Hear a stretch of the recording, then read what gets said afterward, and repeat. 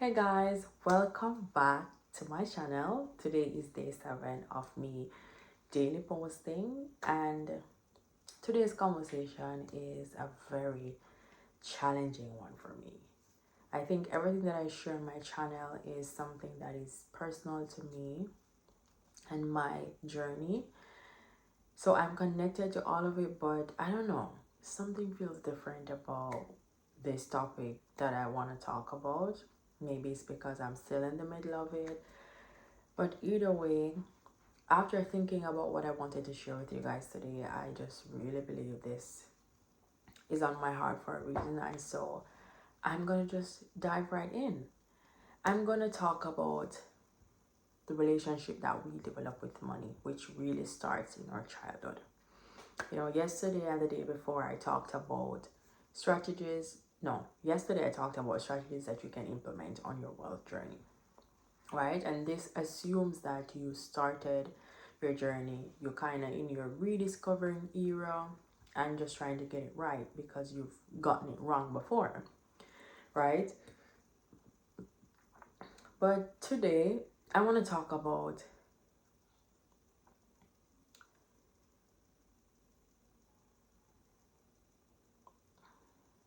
before we rediscover it and before we realize we need to figure it out, because there was an interview that I listened to today with Emma Greed, and she was interviewing Reese Witherspoon. It was a podcast, Aspire podcast. And in the podcast, Emma asks her, Reese, what's the best advice she got on money? And she started by talking about the fact that, she don't know any woman who does not have a bad story about money, whether it's them personally or it's somebody that they're connected to, that they can tell it. And she learned about money by being bad with money.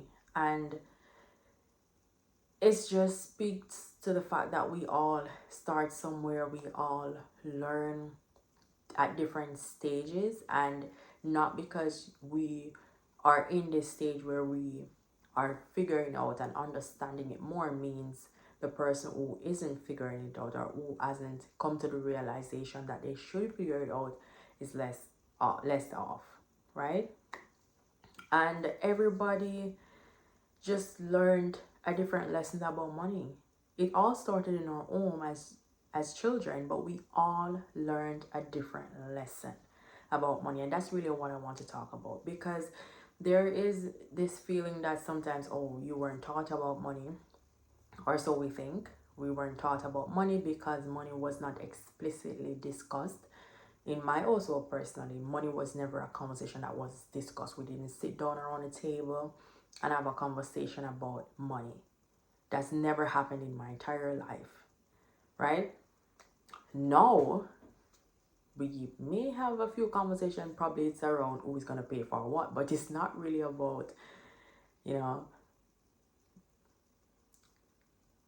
how we each feel about money. But there were a lot of things that I picked up subconsciously. And this is why I said we are all taught a story of money, even if we don't sit down and have a conversation. So I'm just going to go a little bit deep into the things that I picked up on just by what was happening in my environment and how that shaped my view and my relationship with money. So, but before I go into that, I want to mention some other things that Reese said in that interview. If you really get a chance, go check it out. It's really an inspiring interview. And all of the Aspire interviews are really great because Emma interviews on our podcast a lot of people who have achieved success for themselves. So if you're on your journey and you need to have that positiveness in your corner, which we all do, that's a podcast that you can also listen to alongside others that I will continue to recommend, because whatever I listen that I think are beneficial and I see are beneficial to me, I'll always share that with you guys. All right, so Reese was saying that some of the best advice she got was to do whatever it takes to stay out of debt, to not be controlled by money. No, was it not be controlled by money, or is don't let anybody use money to control you? Same thing, but not really. Not let anybody use money to control you. And she said, um, your 9 to 5 is your life insurance. Which at first it sounded contradictory to me, because you're saying don't let anybody control you with it, and then you're saying it's the insurance. So which is it? But I kind of got the perspective that she's going from. It's just also goes back to some of the advice that my dad gave me too, which is, even if you want to become an entrepreneur, keep your job, because that brings in stable income. So it's basically, having something for yourself, understanding your own money, understanding your journey, and live within a way that you can sustain, not trying to rack up debt and work yourself down to shred to pay it off without fully living. So that's what her advice was, if I should sum it up. But let's get back to my story. So I mentioned some of this yesterday when I was talking about the strategies. I grew up in a household where I didn't really know I was poor at the time, because I was okay. I'm a little kid. I didn't have bills, no responsibilities. So I didn't really understand the level of struggle that was going on around me, right? I remember the 5 of us sleeping on one bed. That's my parents, me and my brother. My sister was not yet with us. So we were living with a cousin. He was staying with us, and all 5 of us was sleeping on the one bed. And then when my little sister was born, now that's 6 of us. And then we got 2 beds, but it's the same little 1 bedroom board house that we barely had space, and now we had 2 beds, so we had even less space. But that's what it was. It wasn't any problem though. We were okay. Or so I thought, right? We could only afford 1 sardine, 1 mackerel for all of us. We couldn't really afford corned beef because it was more expensive than mackerel and sardine. So that would have been considered like luxury food in those times when I was a child. Corned beef, right? Chicken back was something that we had on occasion. It was mostly sardine and mackerel. We had chicken back sometimes, and then chicken was like Sundays only, or sometimes we have cabbage and rice for Sundays, or kalaloo, or pak choy, pak or bak choy. I don't know if I'm saying it right, but whichever it is. And we used to eat cream crackers. Like, my dad had contract with the cream crackers production company. We have this running joke even to this day, where I said to him one day, like, if you cut my stomach, only thing you're gonna see is cream crackers. And so we just joke about it a lot now, because it's in the past. But that's really how it was. We were eating crackers non-stop, and just all of these things, rice flour. Like, that's the basic things that were in our house. We never really had snacks. The snacks that we had were crackers. And it was, very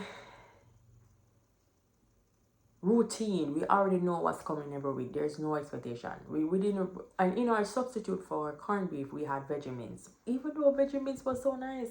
This is what I'm saying, because that's what we had. We got so used to it. It just tasted nice. It never was a case where I felt like I was missing out on something. It just felt like a natural thing.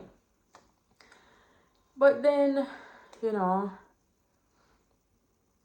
we had to turn the light off. My dad would just be obsessing about, if you're not using the light in one space, turn it off.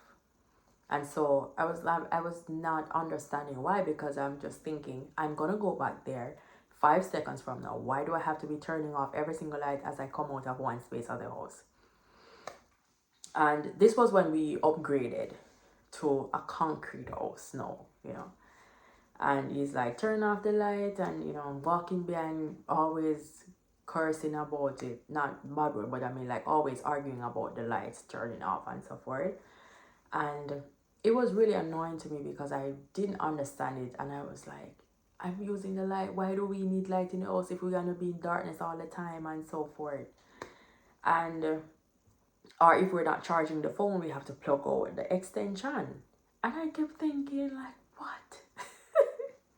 On top of that, of course, my dad was sending my parents were sending 3 of us to school, right? So I cannot even imagine how challenging that was, given how I'm just taking care of myself, and it feels like, how am I supposed to do this again? And it was 5 people. it got to a point where when I started with high school, my brother and I started high school because we were, just a few years apart.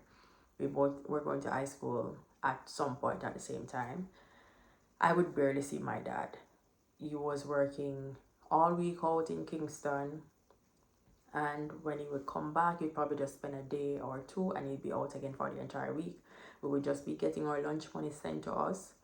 He would always make sure that he sent over our lunch money and some snacks and, a bag of stuff we walk in from whoever he sent it with to our house. And that was to last us until he sent something else. And I would barely see him. It was never a case where, he was home and we would sit down, we have family time, we're watching TV together, we're all sitting around the table and eating dinner. It was never that. He was just always out working because he had to provide money for us, He was walking downtown selling bag juice on his shoulder in the hot sun. He was selling banana chips and a lot of different snacks. As a vendor walking up and down and selling just to make sure that we could go to school. And then at one point, my mom had to leave us also and go abroad to start working. She was doing a lot of different jobs, cleaning, housekeeping, all of that, just to also aid in sending us to school.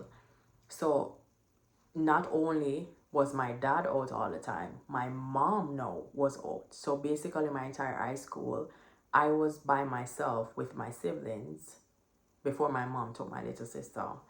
And it was just, we were just there taking care of each other, and they were out trying to work, trying to provide for us. So we really didn't have that family nurturing in the teenage part of our lives to really get that family sense.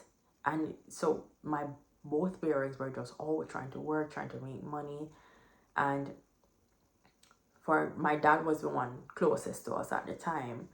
And so, when he would come home, he would be so miserable and just it seems like he's always in a bad mood, like he's never happy. And I'm sure, he's tired. He's out working, selling, trying to make money, trying to get to us so that we can go to school and so forth. He's tired, and there's a lot of bills and responsibilities, which I get now. At the time, I didn't necessarily understand it. I didn't understand it. I just knew I was going to school every day, and I love school, so it was good for me. But I also needed my family to be there. I needed to be around my mom. I needed to be around my dad. I needed that feeling of love, like I matter to them, like I am important to them and so forth. I'm feeling like, you come home to your mom, they ask you or your dad how your day was. I never really had that. Did you do your homework? Did you get things done? It wasn't really a case like that. It was just like, they didn't go to school. My dad stopped at high school, my mom also. So their way of pouring into us was to just make sure that we went to school, which I am forever grateful for. And there's also some, the need for just having your parent around regardless. But in my case, that was the opportunity because that was just what happened, And it was a really hard time because it put a strain on our relationship, really, to be honest. And I just kept thinking, like, you're never here. And when you come home, you're so miserable. And if I ask for money to do extra stuff outside of just my regular lunch money to go to school, he would say, I don't have any money. And I kept thinking, how are you working every day? I never see you. You're never here. And when you're here, you're just so miserable. I don't feel like you love me. I don't feel like you care. But you still don't have money. So what are you all working for? That was my big question. Like, why are you never here? And then the thing that I think you're getting by being away from me, you still don't have. And so I just grew up feeling like money was just a bad thing. It took my parents out of the house all the time. And then I still don't feel like I'm ahead, really, because of course, we get the food and we get to go to school and all that, but it's just like,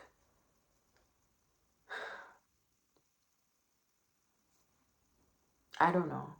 It was just like, I really don't know. Like, I never really, even though I saw my dad just working all the time and it just really enhanced my work ethic, I strongly believe it's helped me to understand that working is important. But it also helps me, makes me think like, oh, you have to really work hard just to make money, and then you're still not gonna have money. And so it taught me a lot of different things without us sitting down to have the conversation about any of it. And so when I finished high school and I was going to go to college, I everybody was telling me, go to college and get a good job. So I'm thinking, okay, I'm gonna go to college, I'm gonna get a good job, and then I'm gonna be okay. When it came time for me to go to college, my parents had no money to send me. So then I was like, so you say go to college, but how can I go? And I don't have money. I'm not working. I've never had a job before. And you guys, who I thought are supposed to take care of me, you also don't have the money either. So how am I gonna get a good job? It's just like a lot of questions and very few answers. And I honestly, to this day, I just think like, man. So when I went to college now, eventually, fast forward, I've talked about my journey to college probably in previous videos. I'm not going to get too deep into that right now. But while I went to college, and that's the first time that I've lived on my own, got my first job and making my money and so forth, and taking care of myself, I wasn't really paying attention to what my relationship with money was. I can remember having conversations with my peers and we were talking about money and different things, and I never really had anything constructive to add to the conversation. I probably would shut it down or be like, to reiterate something that I hear my parents say that was really like, oh, not, I don't remember exactly, but nothing really productive to add. And I know that my dad had a lot of different debt that he took out to invest in his business. And I also know that based on my observation, that I don't know if they're setting the best example, but I don't know any different or any better. So I don't know if the example is good, but I also didn't feel like I had enough knowledge to be good with my money based on just what I was seeing, right? And so I I don't know. I guess after I left school and I really started to see that, man, honestly, when this really clicked for me that I really need to understand about money and really find out why, after working so hard since college, I still am not where I'm at, is when I went back to Jamaica and I didn't have any money at all. And I've been working hard, hard, hard. I've been working so hard and I didn't have anything. I didn't have any money. I didn't have anything. And I was like, no, like something has to give because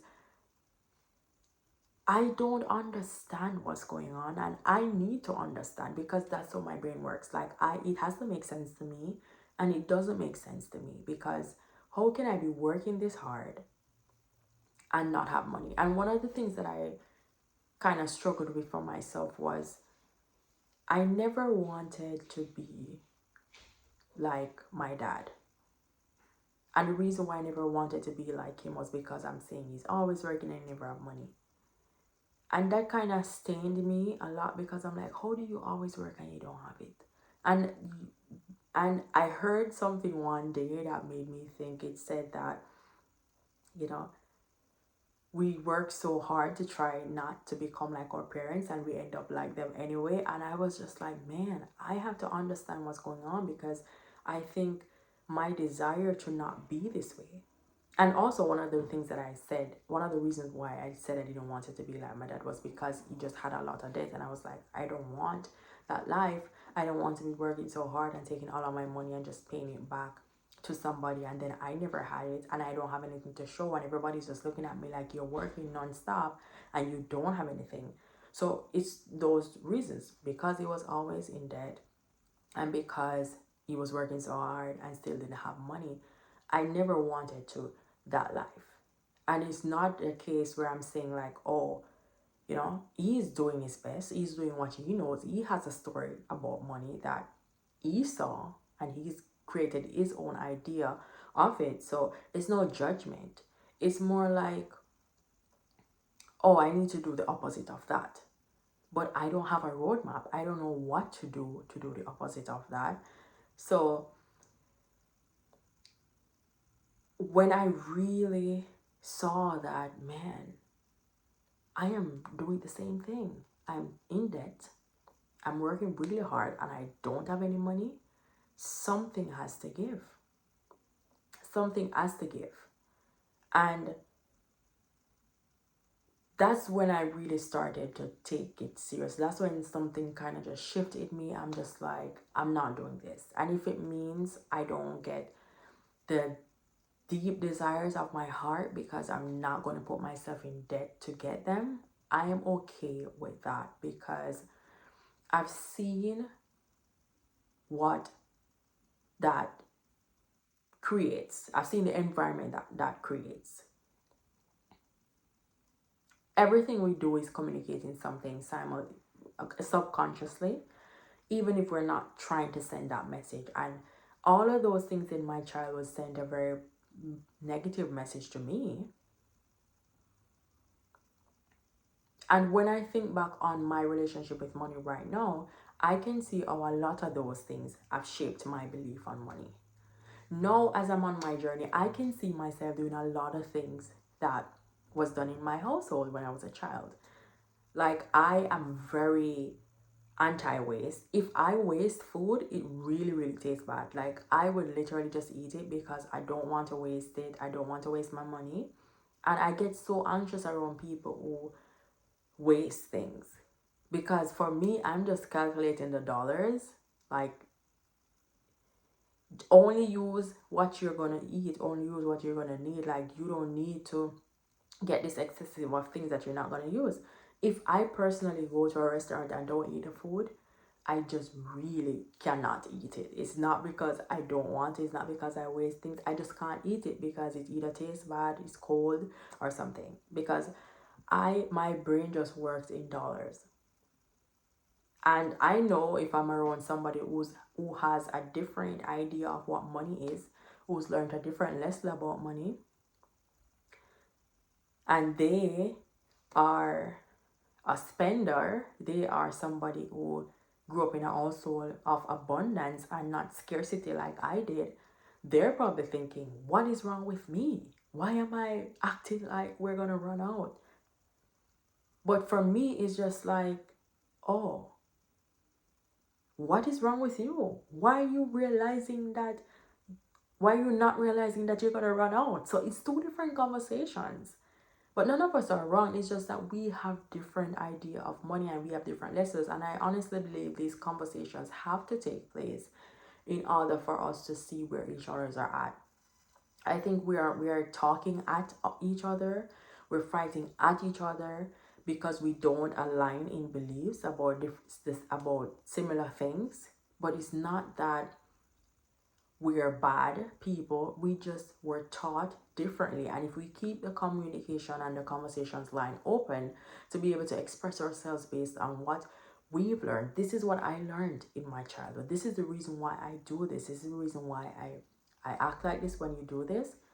Because I have a story that's running up in my head. And it's not my story, but it's a story that I have been taught. It's a story that I have subconsciously been living. And so becoming self-aware is helping me to identify that this is the story that I'm living, and it may no longer serve me because I don't want to continuously live in a scarcity mindset. Like, even though I know that you have to, at some point on your journey, be frugal in order to save up your emergency fund, or in order to build wealth, to start investing, you minimize, but you still have to understand that you want to enjoy the fruit of your labor. So yes, live frugal, yes, but also not have a scarcity mindset to always think everything is running out and every opportunity is gonna end and everything is just gonna be so scarce and limited, like, oh, money don't grow on tree and those type of things. I mean, I get the idea behind that it doesn't grow on tree for real, but we are limitless beings with a lot of potential to earn, and we just have to discover that. We just have to be mindful of the stories that we're operating in, and especially our money story, because this started from when we were a child. And if we don't acknowledge it, if we don't question it, if we don't try to see what's going on within us, we will operate in that same story until the day we die. And we may never get to the level that we're trying to get to because we just haven't changed our story, changed the story that we live by. So that's just how my relationship with money has formed. And now I am understanding it, and I'm being very intentional about it, about how I respond to things. You know, I still have my moments where I know for a fact that my response is coming from scarcity. But I am aware of it now. And once I'm aware of it, I can, you know, I can change it now because I'm aware, right? And I have to remind myself sometimes that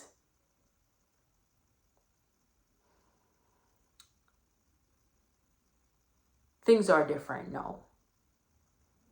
You know, and with that also comes a sort of anxiety because you're constantly thinking, like, even if things are better than they were when I was a child, I don't want to return to that space. So I'm going to just be a miser. You know, I was also watching this other video that really caught my attention, and it was asking, like, which one of these relationships do you have with money? Are you a saver, a spender, a hoarder, or an investor? And I never really understood what was the difference between an hoarder and a saver, because I'm thinking, aren't you still saving money? But there is an obvious difference, because I just started to think about it as somebody, as a person who hoards. If you're hoarding things that you're just hoarding everything, you don't want to throw away anything. Have you ever seen inside of those decluttering videos where they're just keeping and hoarding every single thing? They're just not letting anything go because they just have to find a reason to hold on to every single thing. Versus if you're a collector, you're just collecting intentional pieces that speak to you, that's a story to you.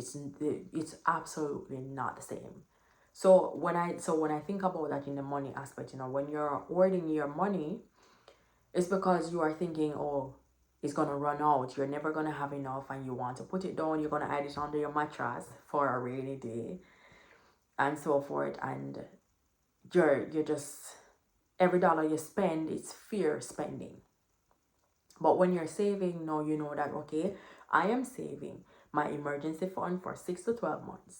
And then after that, no, I'm going to save up to buy a piece of land, or I'm going to save up to build this house, to rent it out, or I'm going to save up to do these things. So it's a very intentional saving. It's a very intentional action.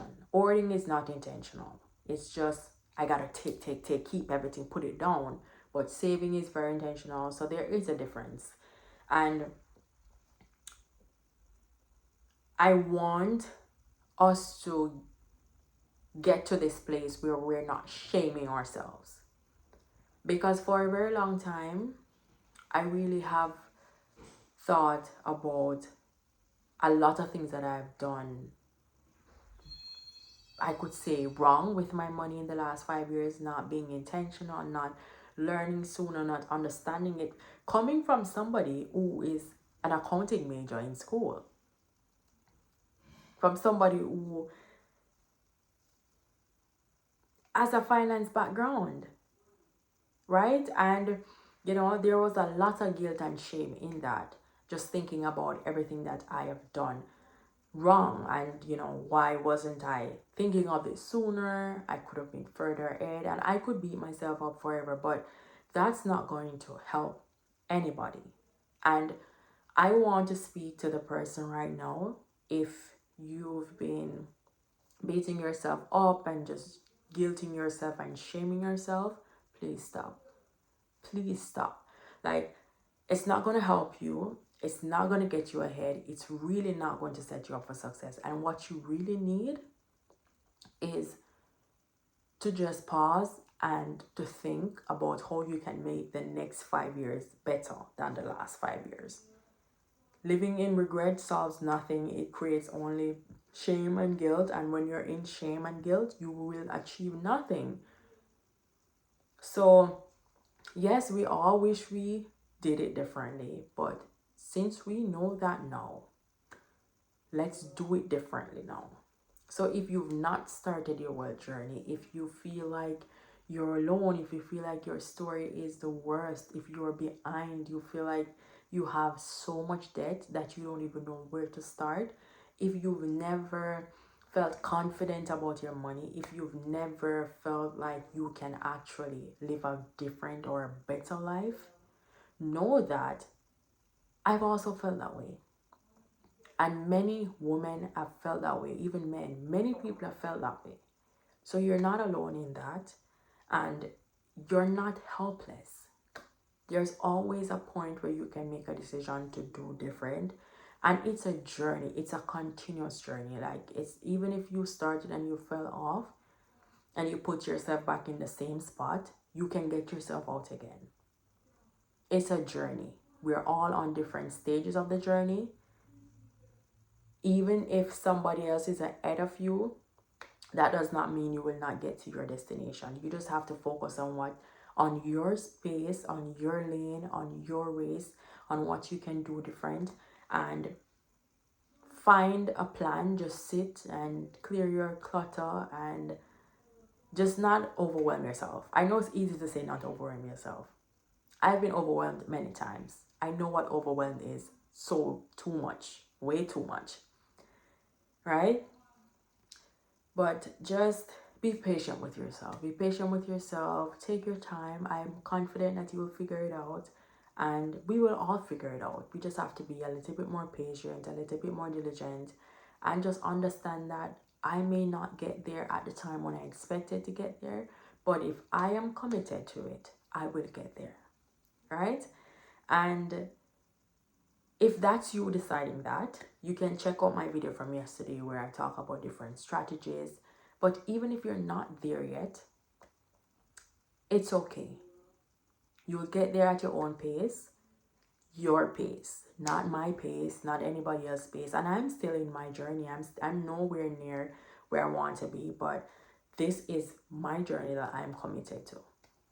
And everything that you think you've had to overcome or you have to overcome to get there, I've had to overcome them, and I am still overcoming them. I still don't have the most positive relationship with money, but I have a way better relationship with money than I had a year ago, 2 years ago, 3 years ago. So, and I can only see getting better moving forward. We don't control a lot of the moving pieces in life, but that does not mean that we do not still show up. I get this idea that you don't want to act like you're trying because it makes you feel better if things are going bad. But act like you're trying. It's okay. It's okay if you actually try and you fail. Like, let's normalize that instead of trying to not act like we're trying. All right?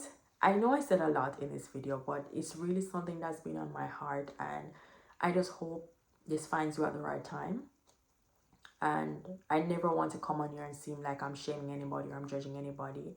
I really am speaking from my personal experience, and I am really passionate about helping other people to see that, you know, anything is possible for anyone. You just have to believe in yourself and keep going. And even on your dark days, because I have my dark days too, it just matters that you're still committed to what you're doing. All right? So if we haven't met before, I get so carried away. I just literally not realize that I haven't even said who I am until my videos are ending, because I'm really passionate about what I'm sharing with you guys. But if you haven't met before, I'm Khrista-Lee Amor, and I talk all things investing in you. And this is really just to help you guys alongside my journey as I am rediscovering my relationship with money and creating the best future financially for myself. And I hope that's the journey that you're on too. And if that's something that you are so interested in hearing about, please consider subscribing to my channel, where I share all things investing in you, from, you know, opportunities exploration to personal growth and development mindset, and just sharing my personal journey and my personal story. If that sounds like anything of interest to you, again, please consider subscribing. Comment below this video anything that stood out to you. What's something that you're learning on your journey? What's your relationship with money? And, you know, how is that evolving and changing as you grow? Now, share this with a friend who could benefit from this conversation. And I'll see you tomorrow in my next video. Until then, let's go make some mistakes. Bye.